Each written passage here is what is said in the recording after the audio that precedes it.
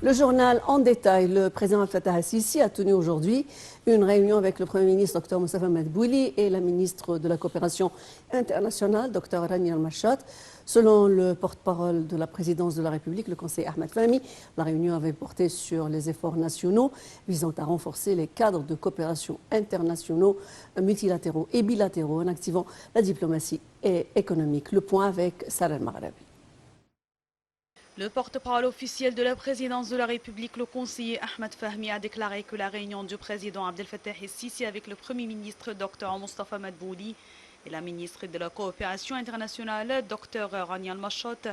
a porté sur les efforts nationaux visant à renforcer les cadres de coopération internationale, multilatérale et bilatérale en activant la diplomatie économique,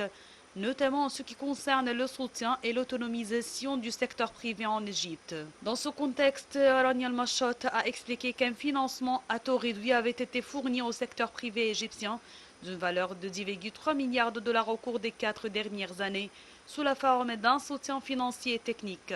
Le chef de l'État a passé en revue l'évolution de la mise en œuvre de la plateforme Hafez d'appui financier et technique au secteur privé, première plateforme intégrée reliant les partenaires au développement et le secteur privé. La réunion a également discuté des aspects les plus importants du rapport annuel du ministère de la Coopération internationale, plateforme d'élaboration de politiques et d'activation de partenariats qui inclut les résultats des partenariats internationaux avec les partenaires de développement et le financement concessionnel du développement. Ceci s'inscrit dans le cadre de la volonté du gouvernement de renforcer le principe de transparence et de gouvernance dans le cadre de la coopération internationale et du financement du développement. Le porte-parole de la présidence de la République a indiqué que le président el-Sisi avait ordonné lors de la réunion de continuer à développer les cadres de coopération internationale dans les projets de développement et de les réviser périodiquement pour s'assurer qu'ils répondent aux besoins et priorités nationaux. Il a souligné l'importance de l'amélioration de l'investissement dans l'être humain et la fourniture de services et de protection sociale de manière équitable dans toutes les régions de la République, en mettant également l'accent sur le rôle principal du secteur privé dans la réalisation du développement global en Égypte et sur la volonté de l'État d'activer et de soutenir son rôle.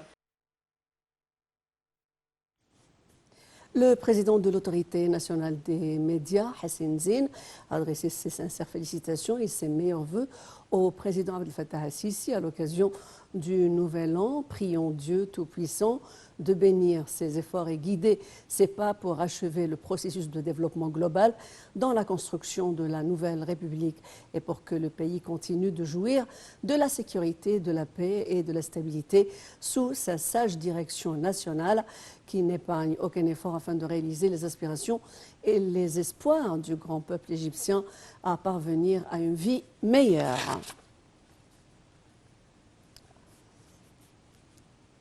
Le Premier ministre Dr Moustapha Madbouli a assisté aujourd'hui à la remise des contrats pour les unités résidentielles pour les personnes éligibles à l'initiative présidentielle Logement pour tous les Égyptiens dans la nouvelle ville d'Octobre. Et lors d'une conférence de presse, le Premier ministre a affirmé que l'État est déterminé à poursuivre la mise en œuvre d'une initiative de logement pour tous les Égyptiens, quelles que soient les circonstances mondiales et locales, compte tenu de l'importance du projet sur le niveau social. Le point.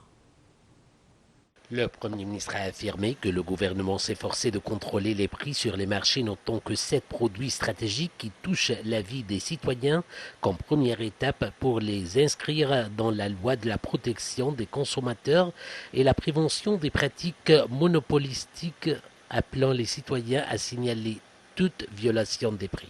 Dr Moustapha Madbouli a également affirmé qu'une décision avait été prise pour former un comité technique chargé de surveiller les données hebdomadaires des usines sur la disponibilité, la production, la consommation et les quantités importées afin de garantir que les récentes crises des prix des matières premières ne se reproduisent pas. Ces déclarations lors d'une conférence de presse tenue à l'issue de la remise des contrats pour les unités résidentielles pour les personnes éligibles à l'initiative présidentielle Logement pour tous les Égyptiens. La superficie du projet de l'initiative de logement pour tous les Égyptiens dans la zone de l'aéroport ouest de la nouvelle ville d'Octobre comprend environ 3500 appartements résidentiels, dont 26 000 logements ont été achevés et 9 000 unités sont en cours d'achèvement avant le 30 juin 2024. Le projet achèvera la mise en œuvre de 25 nouveaux bâtiments de service dans l'ouest de la zone aéroportuaire pour un coût de 700 millions de livres égyptiennes et des projets d'infrastructure sont en cours de mise en œuvre pour un coût total pouvant atteindre 115 milliards de livres égyptiennes.